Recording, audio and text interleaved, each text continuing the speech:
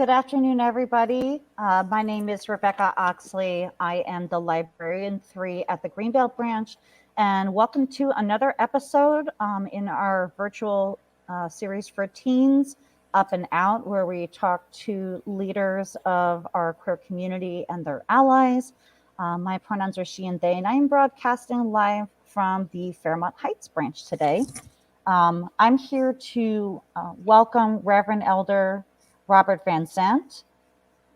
He is a pastor at the Faith Temple Church and a former director at large for the Rainbow History Project based in DC. Elder Vanzant, welcome. Thank you very much. Glad to be here. Thank you. Well, I suppose the first question I have for you is, can you tell us about where you grew up and what that was like? Well, I grew up in rural Tennessee, a small town in Middle Tennessee, right on the borderline between Alabama and Tennessee. And that's where I grew up. A place called Winchester, Tennessee. And what time period was that that you were growing up in that area? I was born in 1952. So I grew up in the 50s and 60s and on into the 70s, and until 74 I completed college and then moved to Washington, D.C. Wonderful. Well, how old were you when you sort of self-realized your own queerness?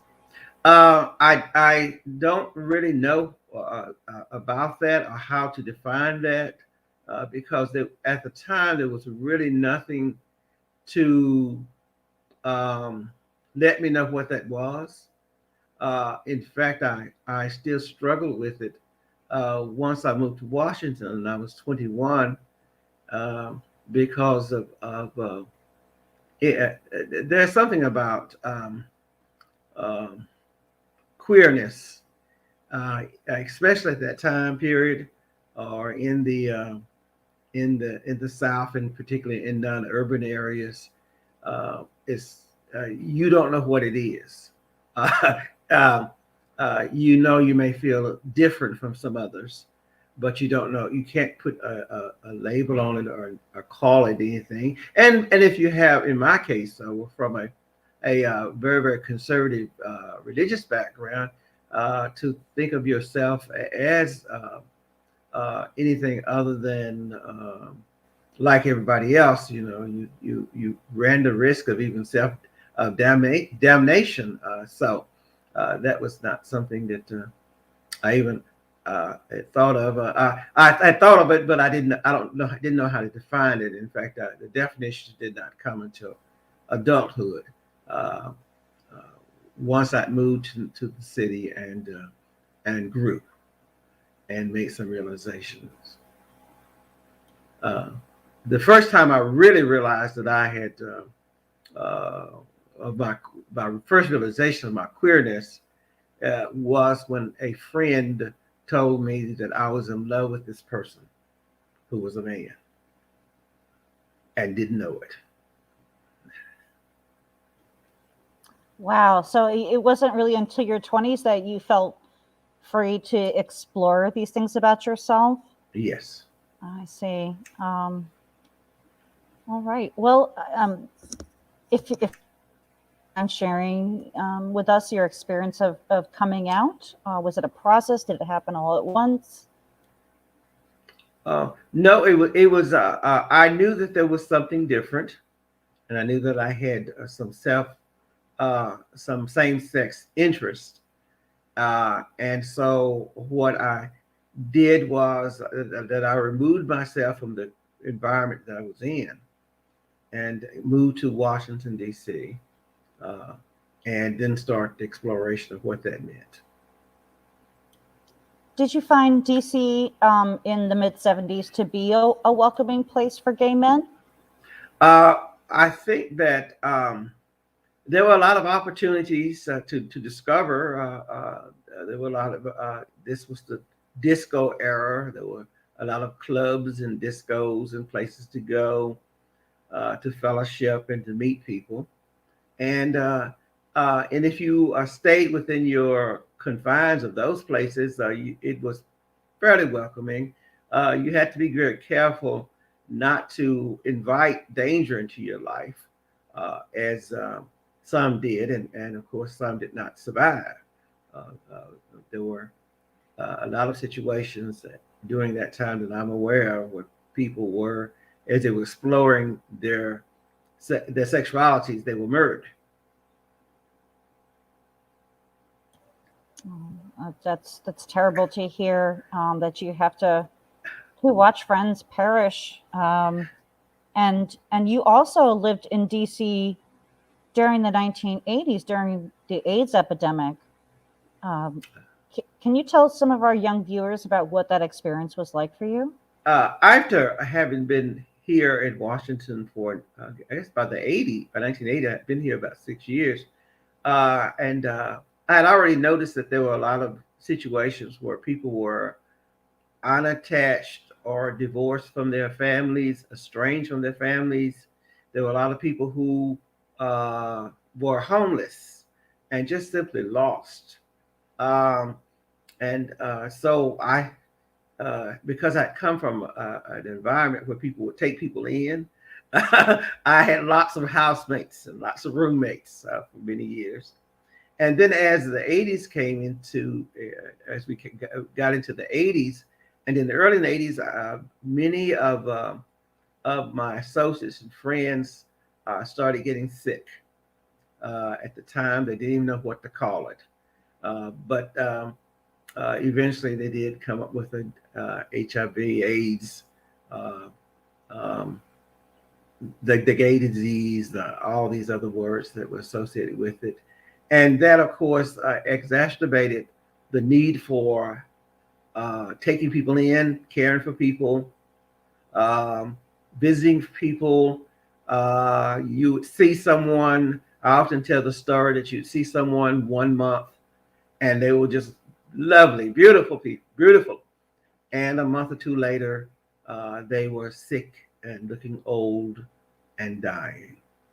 And it was up to those of us who cared to take care of them because we had become their families in many cases, as a lot of the families were not receptive uh, to the children because they were afraid of the HIV/AIDS, and they thought that you could get it by way of that it was airborne or all kinds of ways. So they did not want their children to be um, there with them. And in fact, in some cases, even when the child died, um, at the time I was working with an organization that provided resources for to pay rent and for, about food and so forth for families, for the people who were infected by HIV/AIDS.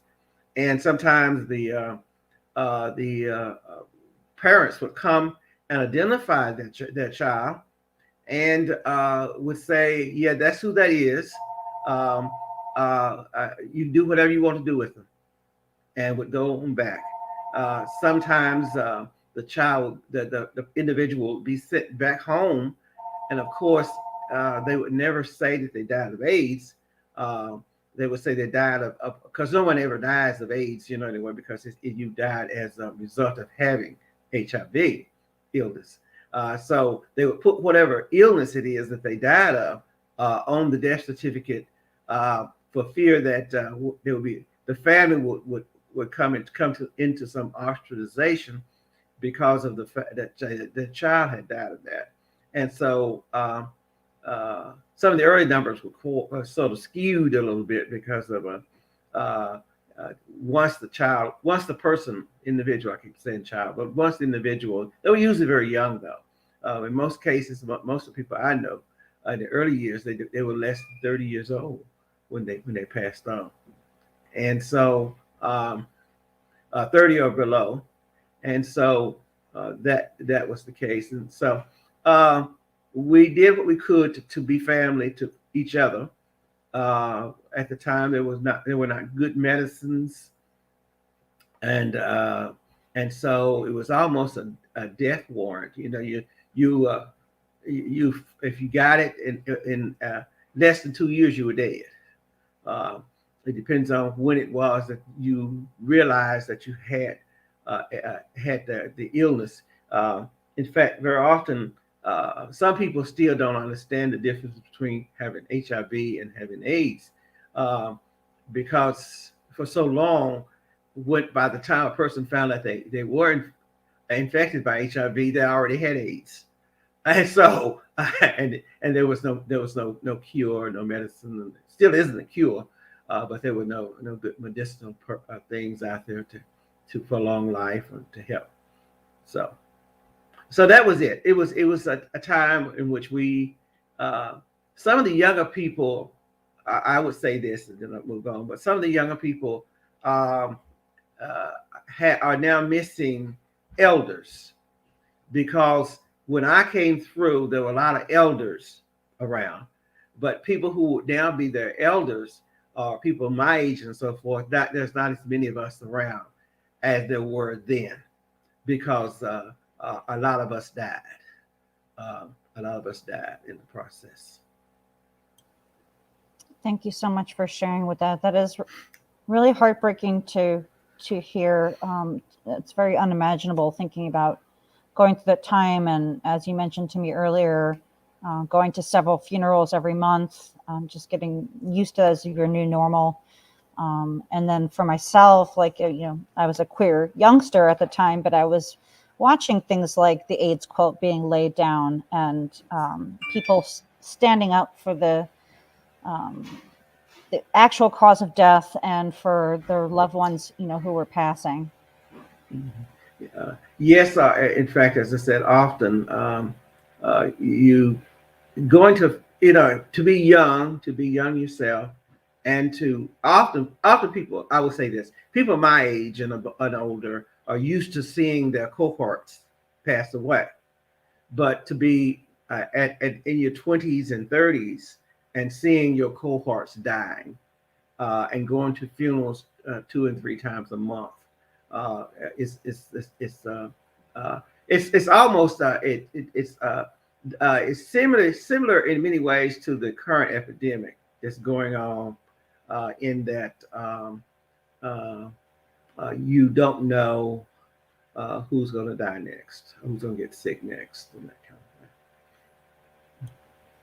Yeah, and I mean, what you are saying about how we have lost, my generation and generations younger than I have lost this legacy of elders, of wisdom and a knowledge base, a record of what came before, and the tremendous struggles that had to be overcome in the late 70s and 80s and 90s and today. But yeah, I mean, if you're a young queer person, where do you turn to? And so I'm really interested to hear more about the Rainbow History Project. Can you please tell us about the organization and your work there? well, the work in Rainbow History is to do that, is to accumulate and hold and have available uh, documentation of things that happened in the past, um, so that the history won't be lost. It's always important to be able to tell your own story, rather than having somebody else to tell it.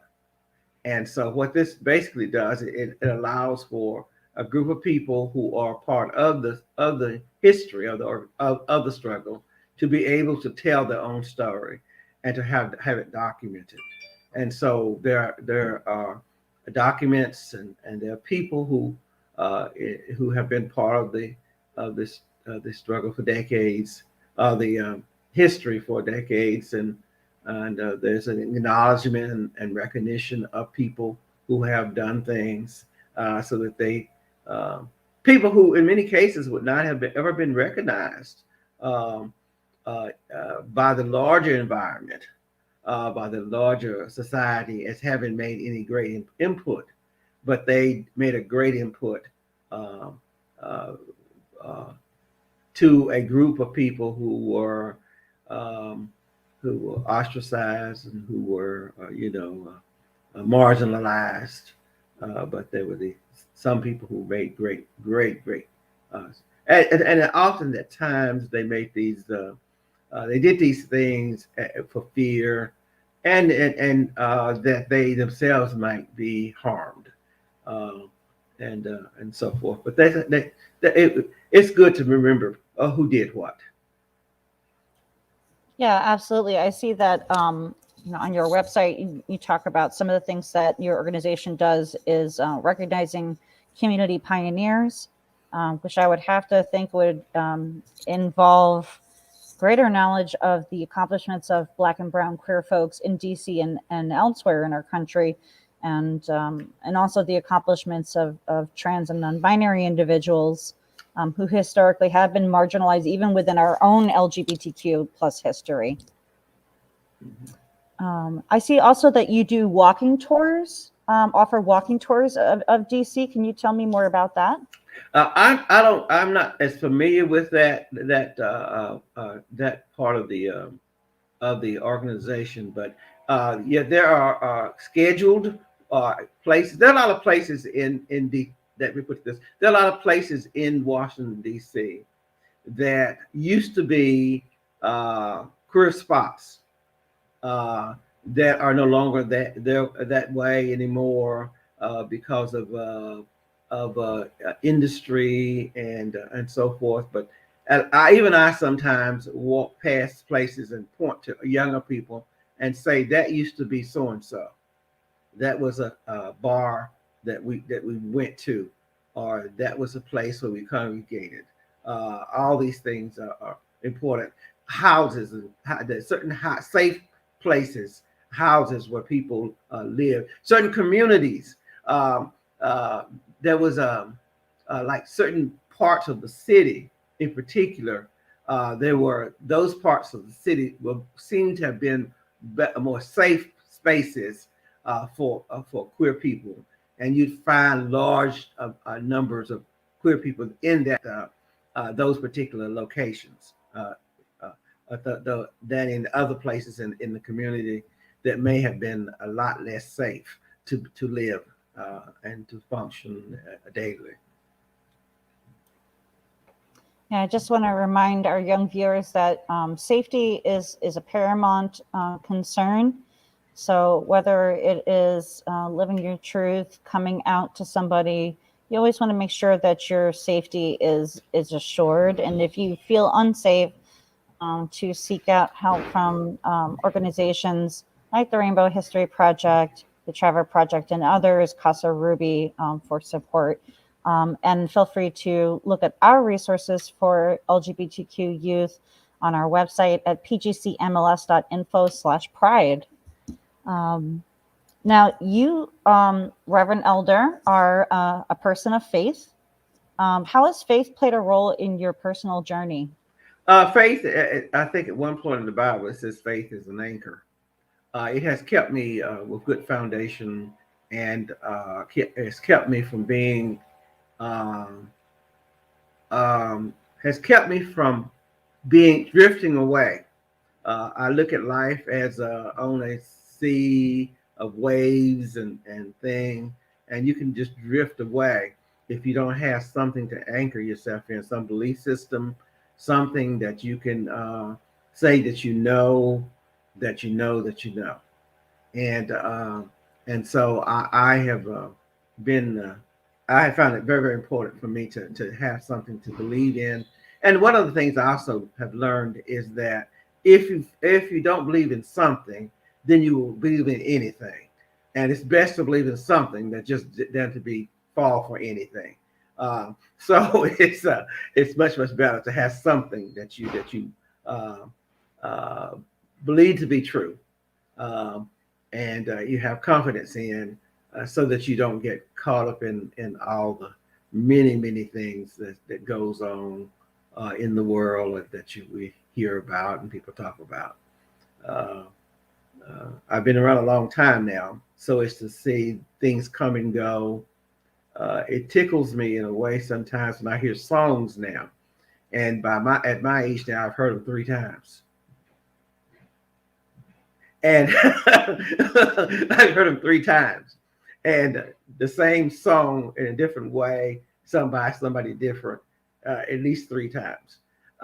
And sometimes even I have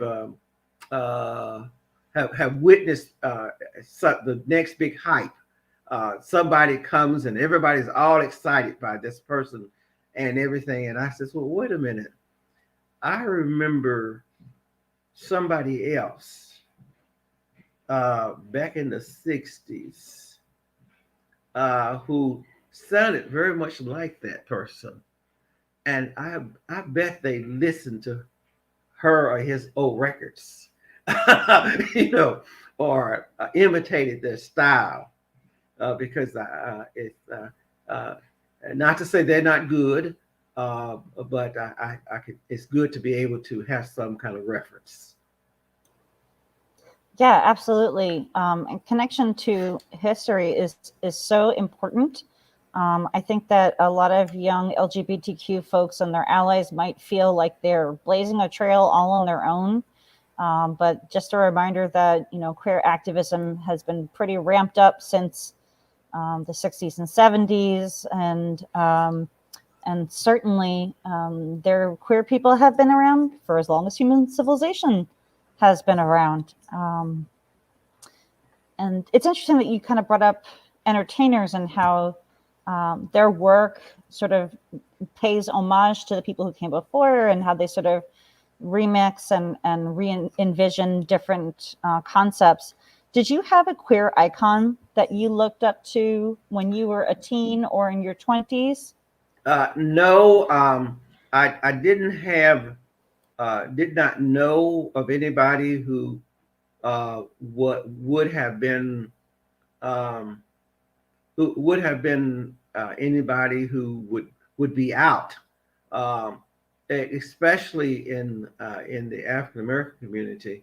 Uh, uh, uh, Anybody who would have been out would have been laughed at. They would not have been.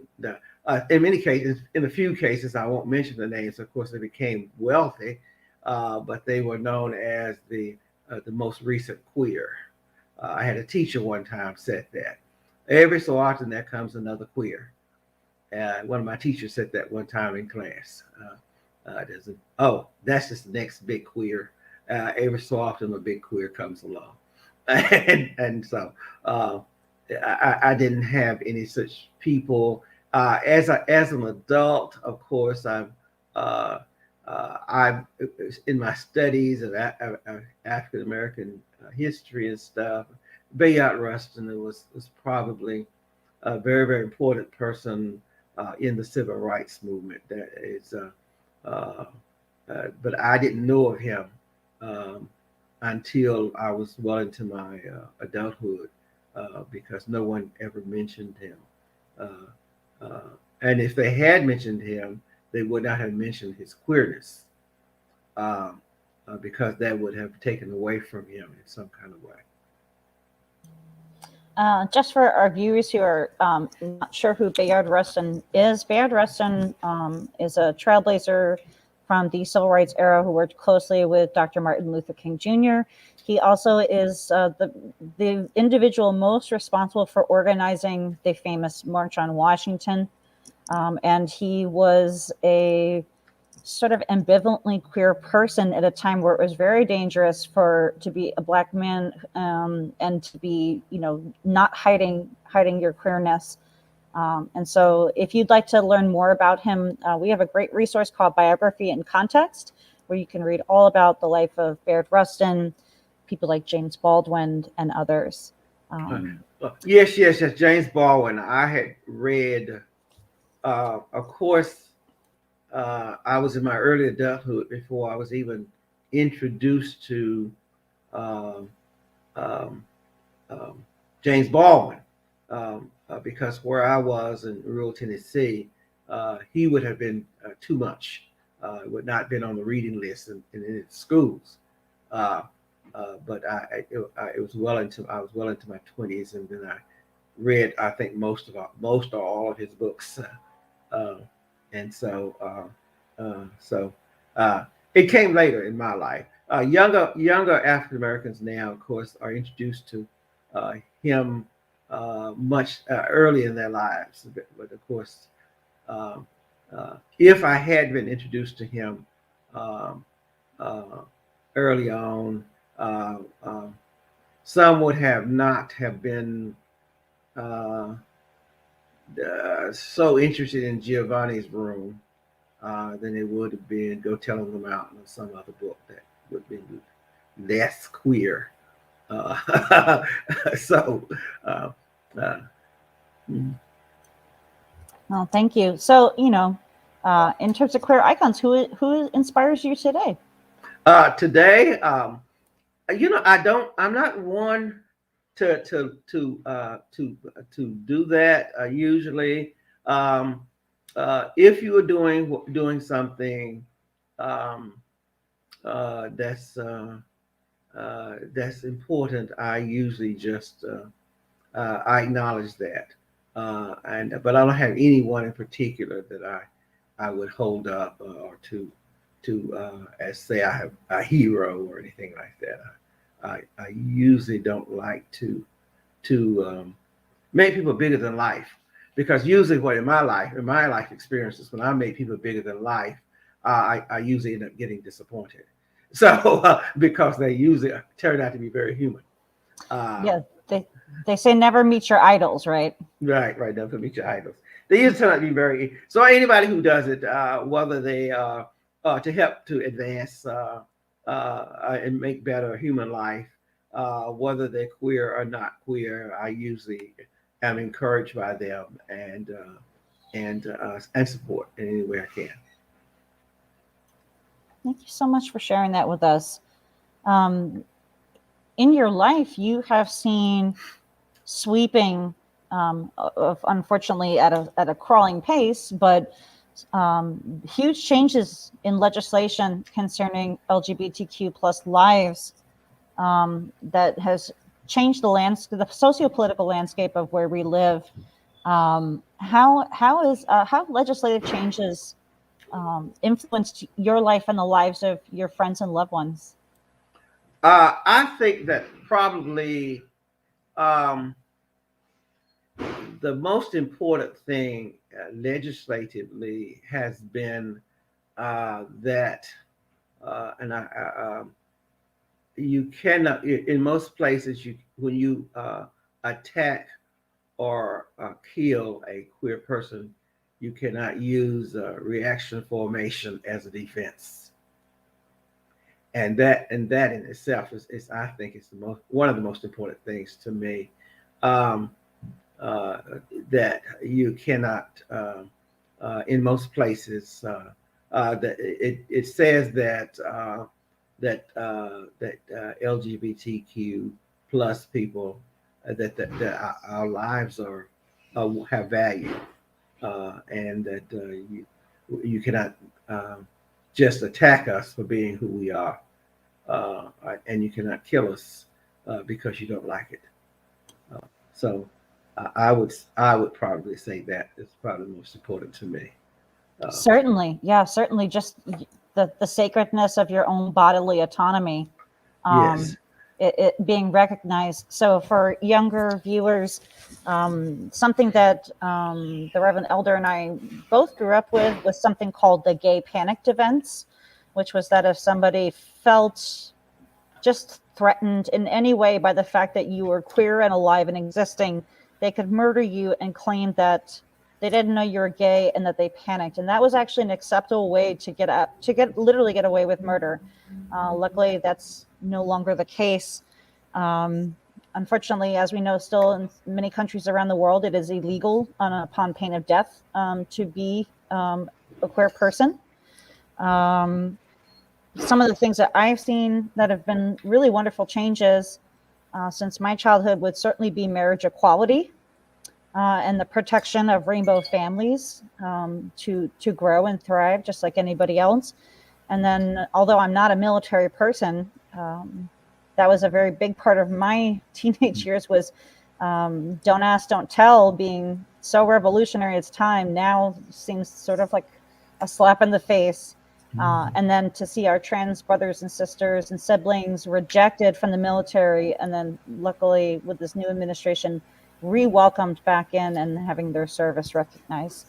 Yeah, the marriage equality thing for me, what it did was it legitimized same-sex relationships. It said to me it says that uh, uh, you can love who you believe you are in love with, and you can legitimize it. You can get a license. You can get benefits from it. You can file joint taxes. You can live together and you can adopt children and also you can if you should pass away, there's somebody who loved you who had the authority to operate as if they did love you, because as I said before earlier, when a lot of those people who died back in the 80s and 90s and all that and in the past, there were situations where they lived with someone and had been with them for quite a while, and in many cases, a family member would come in and look around and take what they wanted, and you had no rights to anything unless they let you have it, and also in many cases that you could be barred from visiting them in the hospital. So and saying goodbye to your loved one. There was an expression back at that time about we're not able to bury our own, and that was and now we are in many cases able to do that. Can come forth, and we have contracts and marriage license and so forth, and we can do that. We can say this person has lived with me for X number of years, and we have shared bills and responsibilities and all these kinds of things. Yes, I can say something about how they are to be buried with dignity and honor. When it comes to trans people, of course, at one point you'd go to the funerals and there would be somebody you never seen before. And there would be a different name than the name that you knew them as, and they would have a different appearance than the one that you accustomed to seeing them, because the family made them look like what they wanted them to look like, and so a lot of people who were trans, for example, when you got to the funeral, as I said before, there was someone who may have been a trans a woman who was there in a suit and tie and a shorter haircut, and in some cases, one case I remember when I got to one person's funeral, they had grown a mustache on him, and I'd known this person for a number of years. They had never had a mustache, and their hair had been red when they died, but when I got to looked in the casket, the hair had been dyed black, and they had a mustache and a goatee painted on their face. You understand? It was not the same person that I knew.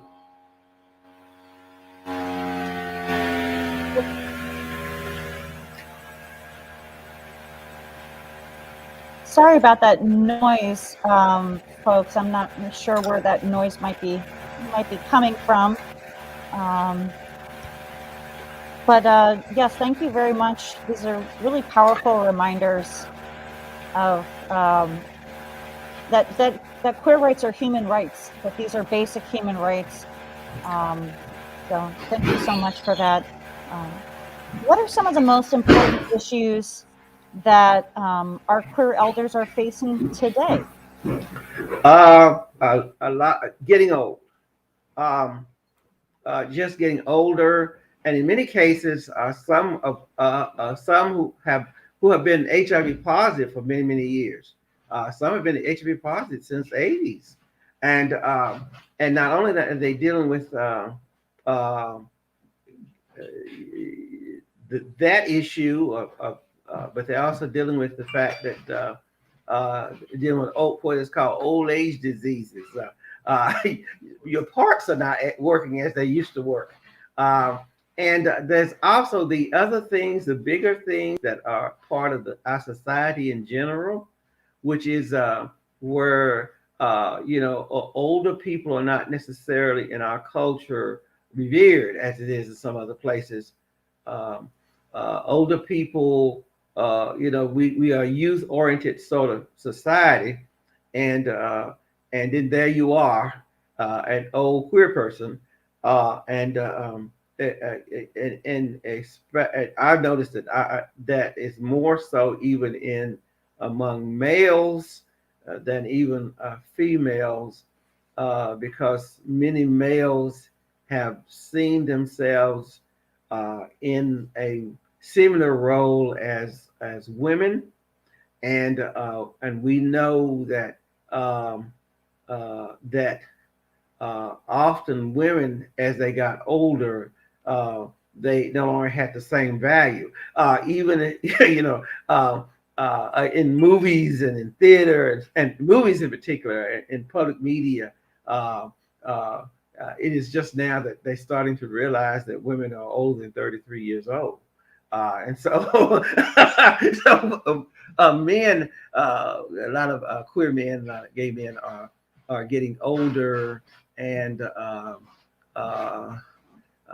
and it becomes difficult to navigate that, especially if you don't have monies. Um, I would encourage young people to work hard, and to use their resources wisely, such that when you do get to uh, uh, get older, you can maintain a certain level of lifestyle, uh, uh, because you're going to struggle if you don't. There are times even when I do a lot of health ministry, and there are times when people have to go to nursing homes, for example. People who have lived out for many, many years, once they go to the nursing home, they have to go back in. And so they have to die, live the last years of their life, and die, in many cases, not as they had become accustomed to living, because um, resources and situations that they are find themselves in.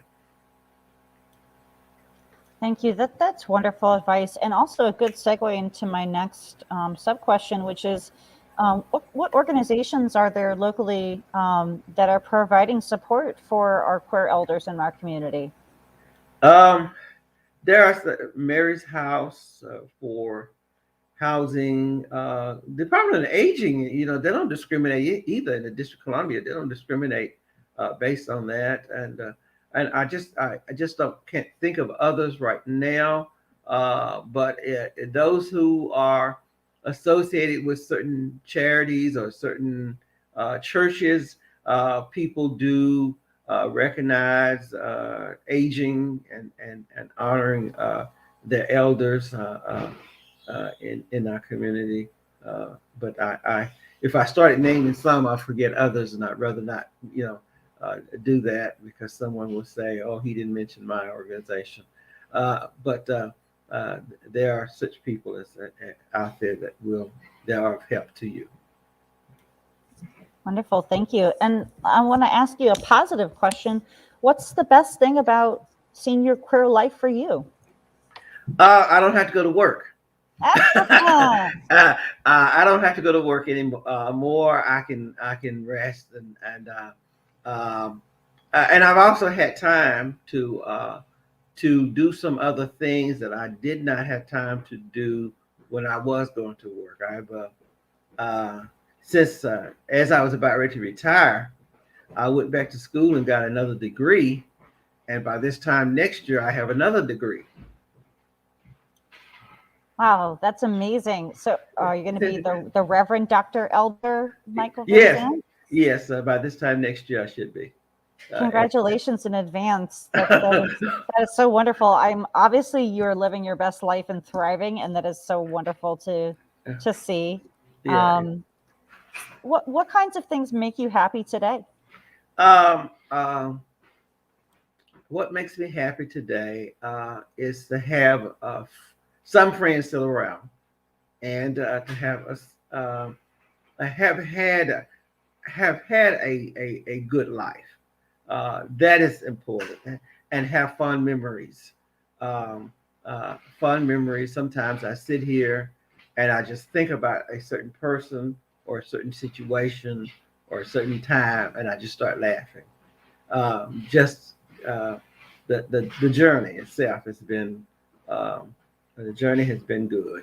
Uh, it has been good, and I believe myself having been blessed by the journey. Um, I I didn't always play it safe. I didn't always play it safe, but I played it safe enough to still be here, and and that's and that in itself is something to talk about because it could not have been that way. It could have easily have not been that way. As I said earlier, so many people who were younger than me back in the '80s. They were younger than I was back in the '80s, and they're not here now to tell any story because they passed on early on. Yeah, that's. I think that's one of the reasons why your work is so at the Rainbow History Project has been so incredibly important, is that we preserve these stories, these legacies, these precious lives, so that there's guidance for the younger generations coming up after us, and also a preservation of our shared history. So, Mhm. Yeah, because some of those people who are being recognized, for example, now, I knew them, or I do know them, or and at some I knew that because they now passed, and so that's good. It's good to have had have seen them in their youth and as they got older and everything, uh, that's good. That it makes my heart glad just to be able to have experienced that journey. that's the T. Um, I, for our young LGBTQ plus teens watching, if they wanted to find a mentor within the elder queer community, where would be a good place to start? Um, I would suggest Smile. And the reason I suggest that is that I've had some association with them over the years, uh, and uh, and that seems to be a good place to start anyway. Because if they cannot find what they need there, they will be able to point you in the right direction. Um, as I said, a lot of the of people who are my age, they just will just not available very much anymore. Um, um, because of the other things that we're doing. It seems like people who do that kind of stuff do so much stuff, and so the people who are busy and who are willing and ready to do stuff are already busy, and so others, I guess, would be. I would encourage others to get to that point where they're willing and ready to do stuff, but that has not been the case in many cases. It's just the same. It seems like that the same people continue to do more and more and more. But I'm encouraged by that even. Well, certainly. And for anybody who's watching, Smile is SM as in Mary, YAL.org. So if you want to find out more about housing, youth programs, job opportunities, please do reach out to Smile, wonderful organization. Um, and before we let you go, Reverend Elder, do you have any advice that you would like to share with LGBTQ plus teens and their allies and families? It's important to have a good sense of self worth. Because if you do, you will only allow certain things to happen to you. Um, I tell the story one time when I was in my 20s. I had gone to spent a weekend in New York City, and I had gone to a bar, And I go to a bar, and I had gotten drunk, the drunkest I've ever been in my entire life. And I was going to some other place further down the street, just walking, and it was within walking distance. But I was so drunk, I fell on the side of the sidewalk, and it was snowing. And I looked up into the sky, and I said to myself, "This is not who you are. This is not who you are. Get up." And I got up, and I have not felt myself in that situation ever again. It's good to have a good sense of self-esteem, self-worth, uh, so that you will know uh, how to put on the brakes when necessary. And it's good to have a good sense of independence, uh, as well as interdependence, or having good friends and so forth. But it's also good knowing who you are and who you're not. As I said, as I was lying down in that snow, I realized that this is not who I am. I'm not this person. Why am I lying here in the snow? So I got up. So it's always good to do that and have a sense of independence. And I encourage youth to work. Never be afraid to work. Never be afraid to work. Don't expect others to, and I may get into some trouble. Don't expect others to sponsor you. Uh, you'll become much more attractive when you have something to offer than you do when you don't have something to offer. Or what it is that you have to offer if you don't have something to offer will be considered cheap. And they will and probably temporary. So don't be afraid to work. Don't be afraid to value your own life, and also make some friends along the way. Make some friends along the way, and so that and love. I always remember to love. Be loving, and don't be so self-consumed by yourself that you forget that there are others on the same planet that you are. Consider the physical, consider the environment. I'm into the environment and leaving a legacy and making sure that we continue to exist as human beings on this big old ball floating around in space. Commit yourself to some things. Commit yourself to some things, and uh, uh, I can't say don't be entirely selfless, because you need to do some things for yourself, and need to always be willing and ready to do things for yourself, but don't make it all about you. That's really, really excellent advice. It's certainly been an honor having you for the program today, Reverend Elder Van Zandt. We really appreciate all the wisdom that you have taken the time to share with us, and the advice that you've imparted on our young viewers. Thank you so much. But you're very welcome. Thank you for asking me. It's been a pleasure. If we, barring any questions we might have from the audience, we would welcome any questions you might have for the Reverend Elder Van Zandt while we have him here. Thank you so much for that comment from Elk Whistle. Thank you. We really appreciate you tuning in. It was very important to us since this is October and it is LGBTQ History Month. We're very excited to have somebody from the seasoned community to come and let us know what it was like on the ground when you were there, and also provide some steerage for our own souls, so to speak. The elk whistle is also a person. It tickled me when I saw him. It's a person I've known for many years. And I was surprised to see him. That is wonderful. As I And said, make some friends along the way. there you go. Yeah, that's the real treasure. That is the wealth, right?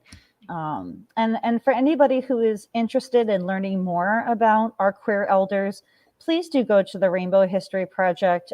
Visit their website, rainbowhistory.org, to find out more about their work, to explore their archives, and yeah, keep asking questions and keep doing the work, because there's plenty of work for us all to do. Reverend Elder, thank you so much for giving us your valuable time today. We wish you all the best, and congratulations in advance on earning your doctorate. That is fantastic. And I just wanted to remind everybody that our Up and Out series is available on youtube.com. If you'd like to search for Prince George's County Memorial Library System, you can see some of our past interviews. If we don't have any questions, I'm going to let the Reverend Elder get back to his work, because he's got work to do. So Yes, I do. I have a homework assignment. One, I just finished one up before coming on, and have another one to do. To start on it, I will probably finish it up by okay, Saturday. all right.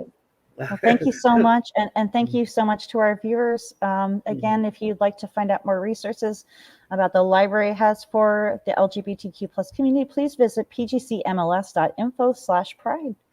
Thank you, everybody. Have a wonderful day. Thank you.